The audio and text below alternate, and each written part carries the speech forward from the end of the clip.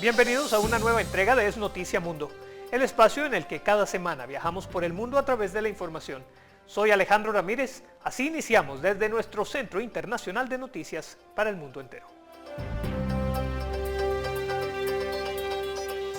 La expresidenta chilena Michelle Bachelet, alta comisionada de la ONU para los Derechos Humanos, denunció el uso excesivo de la fuerza y posibles asesinatos extrajudiciales a manos de las fuerzas del gobierno de Nicolás Maduro.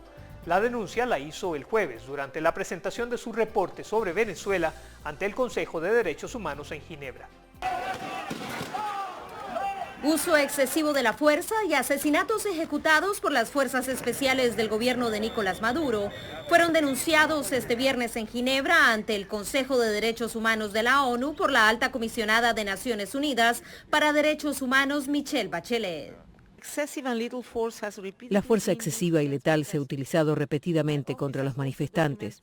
Mi oficina también ha documentado el uso excesivo de la fuerza en el contexto de las operaciones de seguridad por parte de las fuerzas de acción especial, con asesinatos múltiples, principalmente de hombres jóvenes.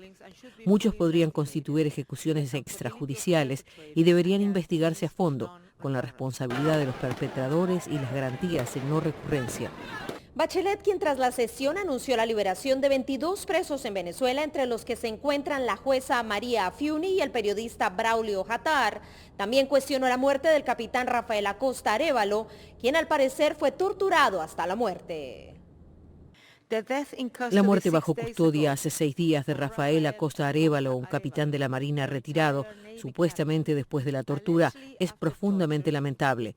Sé que se inició una investigación y se arrestó a 2 oficiales militares de contrainteligencia. Sin embargo, existe un patrón de informes de tortura en Venezuela en el contexto de detenciones arbitrarias. Por su parte, el gobierno en disputa de Nicolás Maduro, por medio del vicecanciller William Castillo, rechazó el reporte. El contenido de este informe, dominado por una visión selectiva y parcializada, un escrito carente de rigor científico, con graves errores metodológicos y que parece un calco de informes anteriores. Ignora casi en su totalidad la información aportada por el Estado y solo toma en cuenta la obtenida de voceros de la oposición y fuentes de prensa. A pesar del anuncio de Bachelet, la familia de la jueza Afiuni hasta el cierre de esta edición no tenía confirmación acerca de su liberación. Esto mientras la alta comisionada insistió en que sigue trabajando con el gobierno de Nicolás Maduro para enfrentar los retos de derechos humanos planteados en su informe. Celia Mendoza, Voz de América, Naciones Unidas. Un ejemplo de la situación denunciada es la muerte del capitán venezolano Rafael Acosta Arévalo, quien estaba bajo custodia del gobierno de Nicolás Maduro. El secretario general de la ONU manifestó su profunda preocupación ante este asesinato y el mismo sentimiento más el pedido de una investigación para esclarecer los hechos fueron manifestados por la comunidad internacional. La muerte del capitán de corbeta Rafael Acosta Arévalo no dejó indiferente a la comunidad internacional, la cual reaccionó inmediatamente para condenar el acto y pedir la verdad sobre la muerte del militar encarcelado el 21 de junio. El vocero del secretario general de las Naciones Unidas, Stefan Dujarric, contestó una pregunta de La Voz de América respecto a la cuestión. El secretario general está profundamente preocupado por los informes que rodean la muerte del capitán Rafael Acosta mientras se encontraba bajo custodia. Pide a las autoridades venezolanas que emprendan sin demora una investigación independiente y que lleven a los responsables de la muerte del capitán Acosta ante la justicia. También Michelle Bachelet, la alta comisionada de la ONU para los Derechos Humanos, comentó la muerte de Acosta e invitó a las autoridades venezolanas a tratar a los otros encarcelados con dignidad y humanidad sin que sufran torturas. Estoy conmocionada por la presunta tortura del capitán Acosta Arévalo y porque el trato al que fue sometido mientras estaba en custodia puede haber sido la causa de su muerte. Recuerdo a las autoridades venezolanas que son responsables de la vida y de la integridad física y psicológica de todas las personas privadas de libertad. El Departamento de Estado de Estados Unidos condenó la muerte de Acosta y afirmó, y citamos, que este último acto de barbarie de Maduro debe llamarnos a la acción. Por su parte, el Grupo de Lima definió el acto como un asesinato y la Unión Europea, a través de su representante de Asuntos Exteriores, Federica Mogherini, denunció la falta de garantías y derechos de los detenidos. Por el caso de Acosta fueron detenidos 2 funcionarios de la Dirección de Contrainteligencia Militar, informó su abogado Alonso Medina Roa. El presidente de Venezuela, Nicolás Maduro, solicitó a la Fiscalía General una investigación sobre la muerte bajo detención del capitán. Jacopo Luzzi, Voz de América. Por su parte, el gobierno encargado de Venezuela extendió una invitación a la Comisión Interamericana de Derechos Humanos para que visite ese país suramericano con el propósito de investigar, entre otras cosas, la reciente muerte del capitán de corbeta Rafael Acosta Arévalo, mientras estaba bajo custodia del gobierno, como vimos.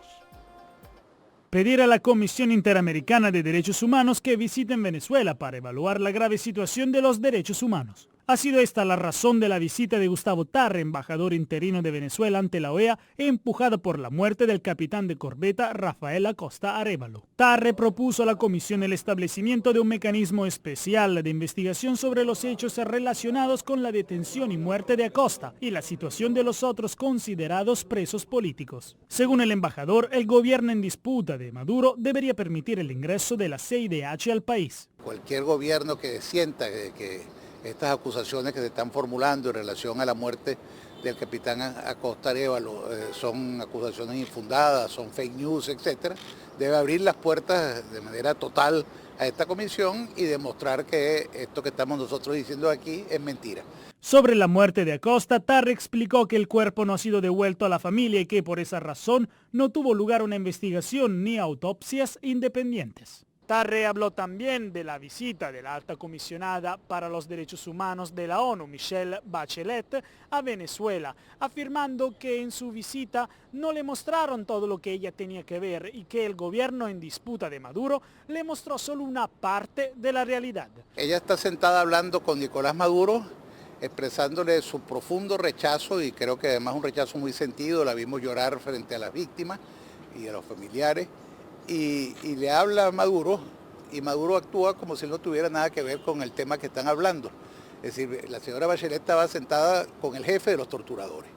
Entonces, bueno, quizás no era muy diplomático decírselo, pero pretender que uno pueda hablar de tortura en Venezuela con Nicolás Maduro y que se trata de una visita objetiva en que se va a investigar todo lo que se denuncia, es una ilusión casi infantil. Jacopo Luzzi, Voz de América, Washington. Por su parte, el presidente de los Estados Unidos afirmó haber tratado el tema de la situación en Venezuela con los líderes mundiales reunidos en la más reciente cumbre de los países más desarrollados del mundo. Con esto volvemos después de un muy breve corte.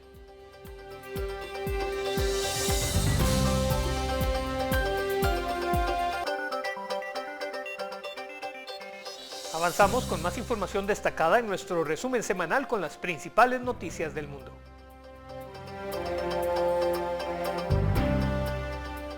El presidente Donald Trump aseguró haber tocado el tema de Venezuela con todos los líderes con los que habló en la cumbre del G20 y explicó cuáles son las estrategias que buscan una solución para la crisis de ese país. El tema de Venezuela sigue presente en la agenda del presidente de Estados Unidos, Donald Trump, quien en respuesta a La Voz de América durante la conferencia de prensa de balance tras la cumbre del G20 en Osaka, Japón, se refirió a la estrategia de su administración y la existencia de opciones adicionales para ese país. Tengo 5 estrategias diferentes que podría cambiar en cualquier momento, pero mientras tanto les estamos ayudando desde el punto de vista de la ayuda, dándoles tanta ayuda como podamos. Cuando La Voz de América indagó acerca de la conversación que tuvo con Vladimir Putin en relación a Venezuela, indicó que están siguiendo muy de cerca la crisis en ese país y dejó entrever que una acción militar sería menos evidente. Tenemos muchas cosas preparadas y tenemos que hacer algo. No queremos hacer nada porque no queremos involucrarnos hasta el punto en que usted puede estar pensando. Pero tenemos muchas alternativas. Tenemos 5 alternativas diferentes para Venezuela. Pero no dio detalles acerca de cuáles eran estas opciones. Sin embargo, dijo que en la reunión con el presidente ruso Vladimir Putin habían hablado acerca de Venezuela, pero que no era exclusivamente el único mandatario con el que había tocado el tema de ese país sudamericano que, según él, está en una difícil situación, y también indicó que veía que Nicolás Maduro cada vez tenía menos poder y era más débil. Y Maduro lo está haciendo muy mal, obviamente. No está funcionando, no está funcionando. Celia Mendoza, Voz de América. Tras su participación en la cumbre del G20 en Japón, el presidente Donald Trump volvió a Washington y a su regreso el mandatario resaltó su encuentro con el líder norcoreano Kim Jong-un, una reunión que no fue parte de la agenda inicial. El presidente Donald Trump regresó optimista tras su tercer encuentro con Kim Jong-un. El encuentro revive la esperanza de lograr el desmantelamiento nuclear en la península, aunque no está claro cuánto, cómo y cuándo. Trump pareciera no tener prisa.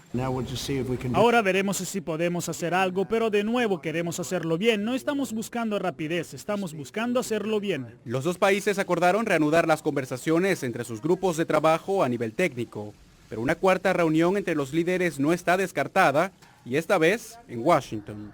Por ahora, el gesto de Trump de pisar suelo norcoreano ha causado reacciones mundiales. Desde Corea del Sur, el gobierno surcoreano continuará sus esfuerzos para mantener y fortalecer este momento creado por la última cumbre para que pueda conducir al diálogo intercoreano y la mejora de las relaciones entre Corea del Norte y Estados Unidos. Pasando por el Vaticano, a un buen ejemplo de cultura del encuentro. Y en Estados Unidos, donde el líder de la minoría demócrata lo catalogó como un show, mientras otros, como Bernie Sanders, tienen dudas. ¿Qué va a pasar mañana o al día siguiente? El precandidato demócrata Julián Castro, por su parte, no ve nada positivo en este nuevo acercamiento.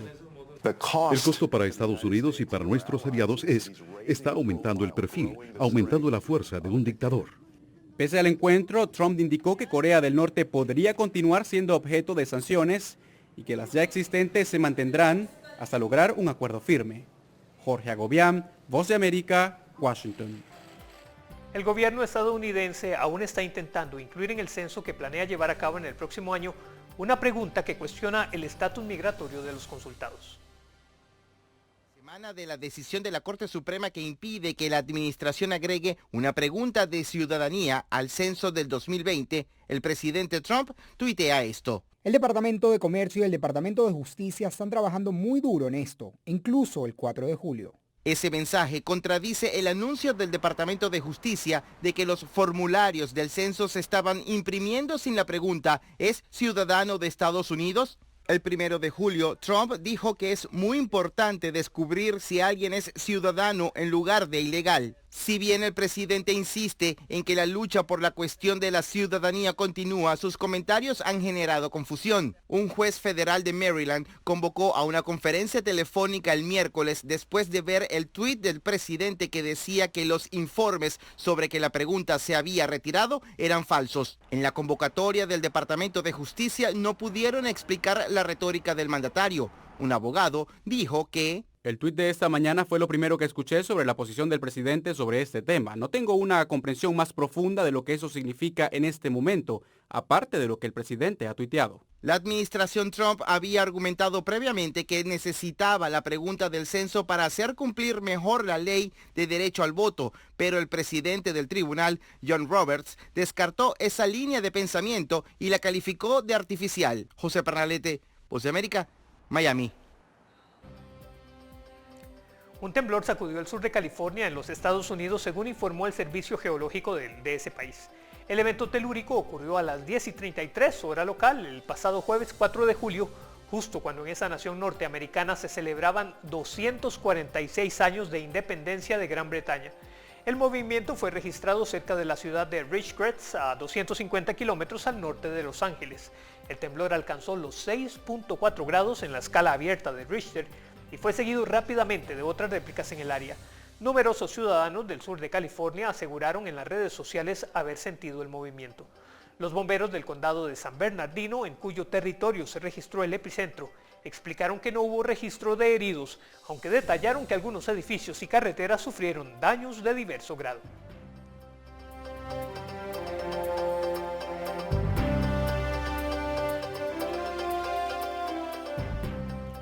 El juez federal Brian Cogan denegó la solicitud de los abogados de Joaquín El Chapo Guzmán para que se juzgue de nuevo al ex líder del cartel de Sinaloa debido a una supuesta mala conducta de miembros del jurado.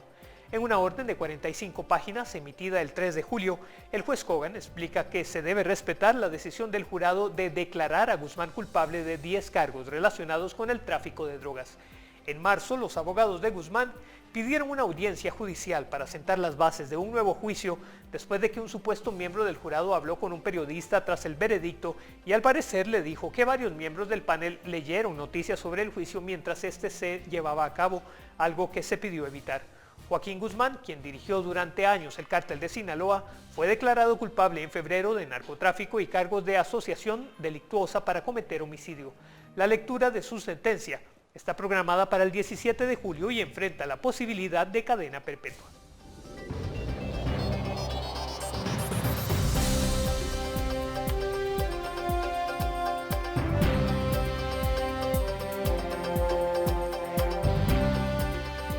Vamos a un breve corte, después del cual continuaremos con el repaso de las noticias internacionales más destacadas de esta semana.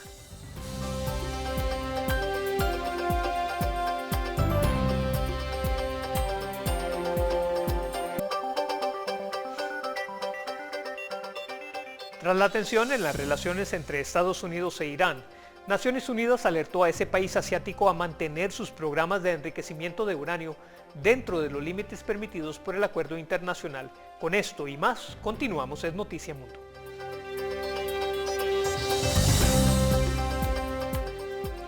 La ONU alertó a Irán de la importancia de mantener los compromisos bajo el acuerdo nuclear que reduce los límites de enriquecimiento de uranio, mientras la Unión Europea sigue buscando soluciones a las consecuencias de la salida de Estados Unidos de este tratado multilateral. El secretario general de Naciones Unidas, Antonio Guterres, está al tanto de los más recientes reportes desde Irán que indican que esta semana, según el Organismo Internacional de Energía Atómica, se superó el límite de 300 kilogramos de almacenamiento de uranio poco enriquecido permitido bajo las condiciones del acuerdo nuclear de 2015. Estados Unidos se retiró del pacto y reimpuso sanciones económicas a Teherán. Él está preocupado por tales informes. Si se verifica tal acción por parte de la República Islámica de Irán, no ayudaría a preservar el plan ni a asegurar el beneficio económico tangible para el pueblo iraní. El ministro de Relaciones Exteriores de Irán, Mohammad Javad Zarif, aseguró que estas medidas son reversibles y alertó que seguirán reduciendo su compromiso con el acuerdo nuclear si Europa no logra garantizar su parte de este. Los europeos no han cumplido sus promesas de proteger los intereses de Irán en virtud del acuerdo. Por su parte, el encargado especial de Estados Unidos para el tema de Irán, Brian Hook, explicó: Estamos tratando de restablecer la disuasión contra Irán. También nos estamos colocando en una posición en la que, si somos atacados por Irán, podemos responder con fuerza militar, pero eso es solo si somos atacados. Mientras las tensiones crecen entre Washington y Teherán, Stefan Dujarric, vocero del secretario general de la ONU, agregó: Es esencial que esta cuestión, al igual que otras cuestiones relacionadas con la implementación del plan, se resuelvan a través de los mecanismos establecidos por el acuerdo nuclear. Él alienta a la República Islámica de Irán a continuar implementando todos sus compromisos relacionados con la energía nuclear en el marco del acuerdo, mientras los participantes continúan buscando formas de superar los desafíos considerables que enfrenta el país. Celia Mendoza, Voz de América, Naciones Unidas. El Papa Francisco recibió al presidente de la Federación Rusa, Vladimir Putin, en una audiencia en el Vaticano que duró 1 hora.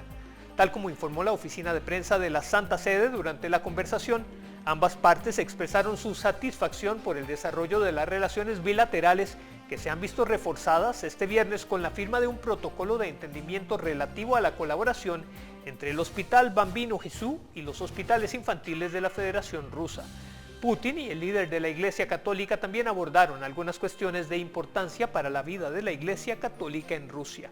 En el transcurso de la conversación se discutió la cuestión ecológica y algunos temas internacionales de actualidad, con especial referencia a Siria, Ucrania y Venezuela. La de hoy constituye la 6ª visita del presidente Putin a la Ciudad del Vaticano y la 3ª audiencia con el Papa Francisco.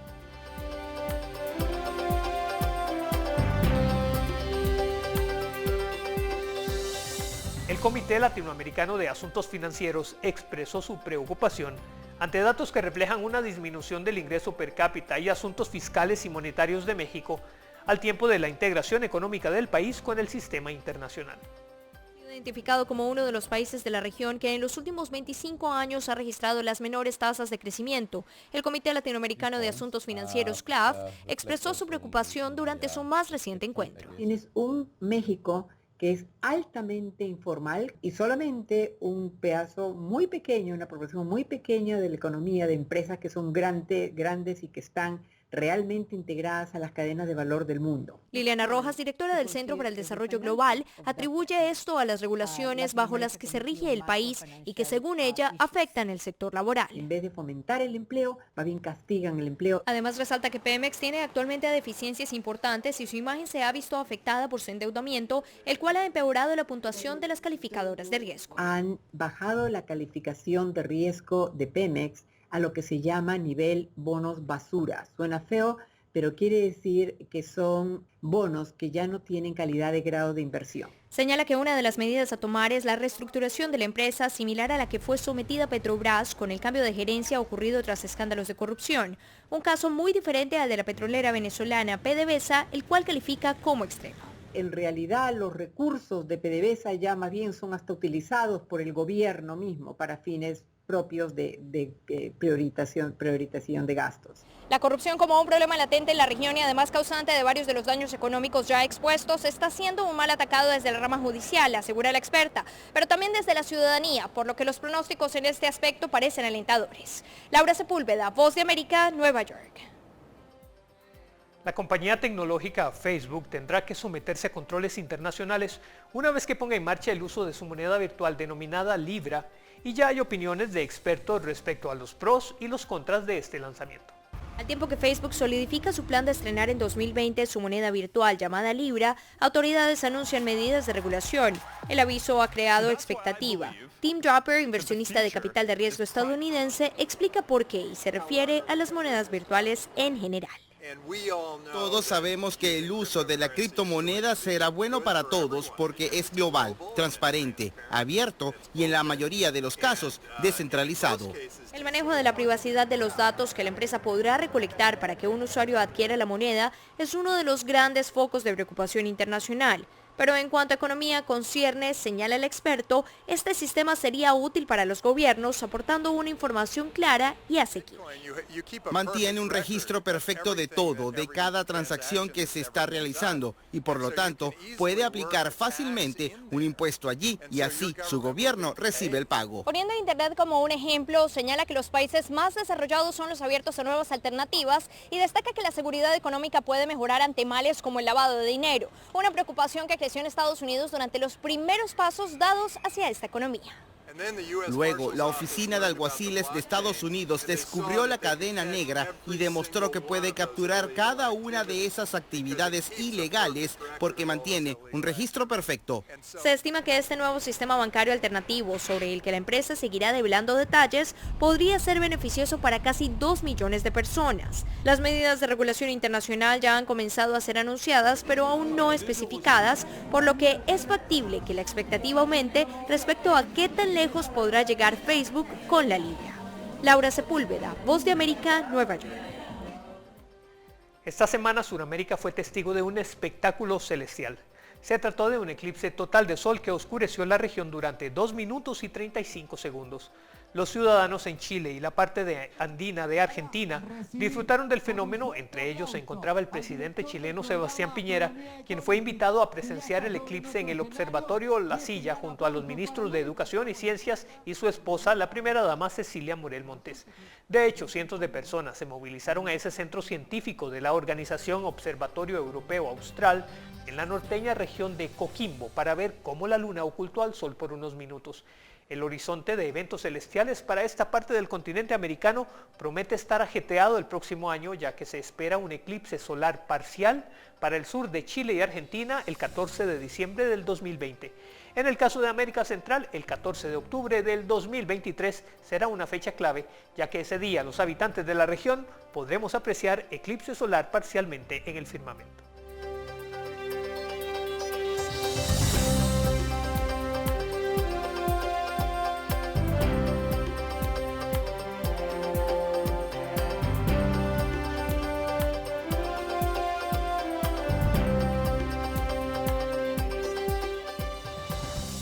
Esto fue Es Noticia Mundo, gracias por su sintonía, soy Alejandro Ramírez. Nos vemos el próximo fin de semana en nuestro siguiente resumen con la información internacional más relevante. Hasta entonces.